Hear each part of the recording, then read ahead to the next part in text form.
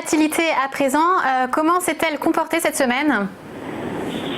Eh bien, en fait, la volatilité, elle reste très très basse, puisque si on regarde le chiffre de ce matin et qu'on s'intéresse à l'Eurostoxx, c'est quand même l'indicateur qu'on suit de semaine en semaine dans notre rendez-vous des produits de bourse. Elle se trouve à 12,5, 12,25 pour être précis, dans les secondes où nous parlons, ce qui veut dire qu'on est vraiment très très bas. Donc, depuis la mi-juin et les annonces des banques centrales, donc la volatilité s'est beaucoup atténuée sur les marchés. Ça implique quoi concrètement pour nous investisseurs en produits de bourse?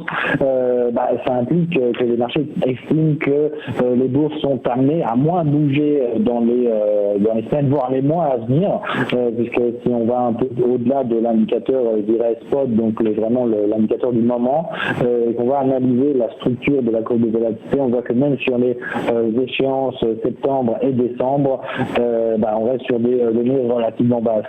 Alors, comment concrétiser, faire face à cette situation? Bon, d'un autre côté, des marchés qui ne bougent pas, c'est effectivement un risque en moins, mais d'un autre côté, c'est peut-être plus de difficultés à aller chercher des rendements, et pour cela, ça peut être opportun, nous soulignons d'aller, tout simplement, c'est la stratégie que suivent les investisseurs, d'aller chercher des produits avec des effets de levier.